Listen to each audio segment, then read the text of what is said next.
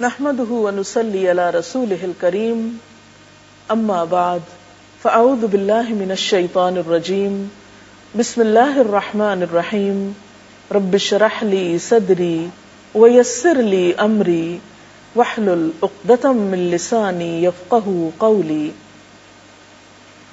ناظرین، ہماری آج کی گفتگو کا موضوع ہے روزہ ڈھال ہے۔ ڈھال کس کو کہتے ہیں؟ ڈھال کے لیے انگریزی میں لفظ شیلڈ استعمال ہوتا ہے۔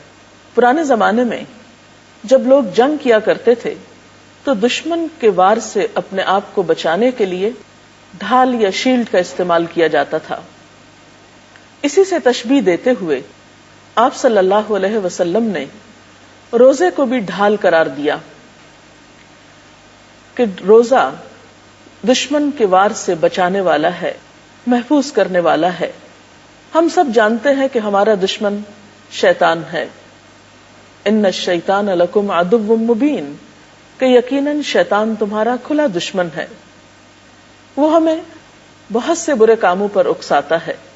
رمضان میں جب بڑے بڑے شیاطین کو قید کر دیا جاتا ہے تو خود بخود ہمارا ایک طرح سے بچاؤ ہو جاتا ہے، لیکن اس کے باوجود ہم اپنے نفس کی شرارتوں اور خرابیوں کی وجہ سے بسا اوقات گناہوں میں مبتلا ہو جاتے ہیں۔ لیکن جب انسان روزہ رکھتا ہے تو روزے کی وجہ سے اس کے اندر ایک خاص روحانی قوت پیدا ہوتی ہے۔ وہ قوت اس کو گناہوں سے بچنے میں مدد دیتی ہے، اور روزہ انسان کو مسلسل یہ احساس دلاتا ہے کہ اسے گناہ کے قریب نہیں جانا، اسے اللہ تعالیٰ کی ناراضگی کا کام نہیں کرنا۔ جس طرح اس کا شعور اور احساس سارا دن زندہ رہتا ہے کہ مجھے کچھ کھانا نہیں کیونکہ میں روزے سے ہوں، اسی طرح گناہوں کے قریب جاتے ہوئے بھی اسے ایک احساس ضرور ہوتا ہے۔ اسی لیے ہم دیکھتے ہیں کہ روزے کی حالت میں نہ صرف یہ کہ کھانے پینے سے منع کیا گیا، بلکہ کچھ اور برائیوں سے بھی بطور خاص رکنے کو کہا گیا، اور اس طرح یہ روزہ ہمیں برائی سے بچنے میں مدد دیتا ہے۔ ایک حدیث میں آتا ہے، عن ابی ہریرہ قال قال رسول اللہ صلی اللہ علیہ وسلم الصیام جنۃ واذا كان يوم صوم احدکم فلا يرفث ولا يسخب فان سابه احد او قاتله فليقل اني امرؤ صائم۔ حضرت ابو ہریرہ رضی اللہ تعالی عنہ سے روایت ہے کہ رسول اللہ صلی اللہ علیہ وسلم نے فرمایا، روزہ ڈھال ہے، لہٰذا جب کوئی روزہ رکھے تو فحش باتیں نہ کرے، بےہودہ پن نہ دکھائے۔ اگر کوئی دوسرا شخص روزہ دار سے گالی گلوچ کرے یا جھگڑے تو روزہ دار کہہ دے کہ میں روزے سے ہوں، یعنی اسے کسی کی بےہودگی کا جواب نہیں دینا، کسی کے لڑائی جھگڑے کا جواب اس شکل میں نہیں دینا، اور اس طرح روزہ ایک طرح سے ڈھال کا سا کام دیتا ہے، یا جھگڑے کو آگے بڑھنے سے بچاتا ہے، اور دو لوگوں کے بیچ میں تعلقات درست رہتے ہیں، کیونکہ کبھی بھی کوئی لڑائی یا فساد یا دنگا یک طرفہ نہیں ہوتا۔ جب ایک شخص حملہ آور ہوتا ہے تو دوسرا شخص اسی وقت چین پاتا ہے جب وہ جواب دے پائے، اور دوسرا شخص جواب کیوں نہیں دے رہا اب؟ کیونکہ وہ روزے سے ہے، تو گویا روزہ ڈھال بن گیا، اس کو برائی سے بچانے میں کامیاب ہو گیا۔ جب ایک انسان دنیا میں اس طرح برائی سے بچتا ہے تو یہی چیز اس کی آخرت کے لیے جہنم سے بچاؤ کا ذریعہ ہو جاتی ہے۔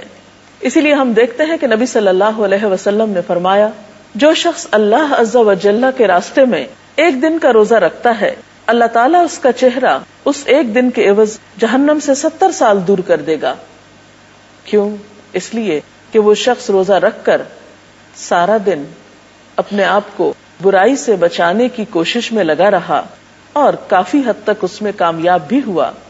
اسی لیے ہم دیکھتے ہیں کہ جو لوگ روزہ رکھ کر بھی بری بات کرنا نہیں چھوڑتے تو ان کے لیے اللہ کے رسول صلی اللہ علیہ وسلم نے اس طرح فرمایا کہ جو شخص روزہ رکھ کر جھوٹ بولنا اور اس پر عمل کرنا ترک نہ کرے تو اللہ تعالیٰ کو اس بات کی کوئی حاجت نہیں کہ وہ کھانا پینا چھوڑ دے۔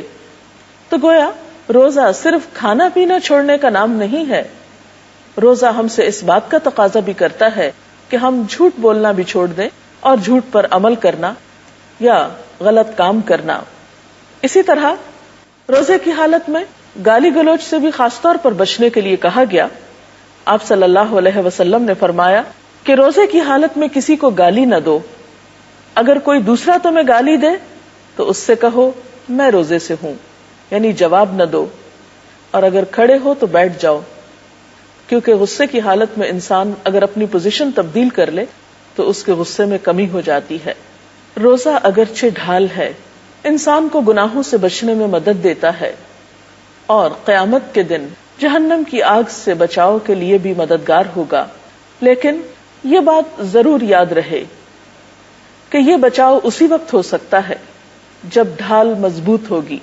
اگر ڈھال میں شگاف پڑ جائیں تو ڈھال کارآمد نہیں ہو سکتی، وہ انسان کے لیے زیادہ فائدہ مند نہیں ہو سکتی، اسے دشمن کے حملے سے نہیں بچا سکتی.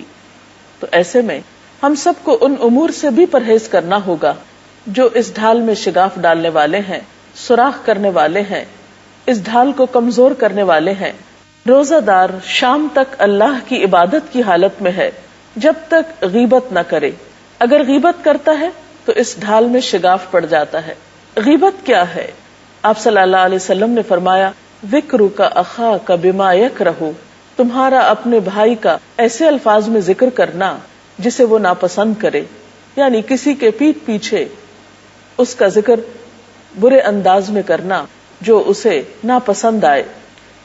قرآن پاک میں اسے مردہ بھائی کے گوشت کھانے سے تشبیہ دی گئی. ایک مسلمان پر دوسرے مسلمان کی عزت حرام ہے. کسی کو حق نہیں کہ وہ دوسرے کی عزت کو نقصان پہنچائے. لہٰذا ایسے تمام امور سے اجتناب کرنا چاہیے جس سے دوسروں کو تکلیف پہنچتی ہو. اسی طرح انسان جب روزے کی حالت میں جھگڑا کرتا ہے، فحش باتیں کرتا ہے، تو یہ تمام چیزیں اس کے روزے کو نقصان دینے والی ہیں. یہ کیسے ہو سکتا ہے کہ ایک شخص روزہ بھی رکھے اور پھر جھوٹ بولے؟ نبی اکرم صلی اللہ علیہ وسلم نے فرمایا آدمی جب جھوٹ بولتا ہے تو اس جھوٹ کی بدبو سے فرشتہ 1 میل دور چلا جاتا ہے.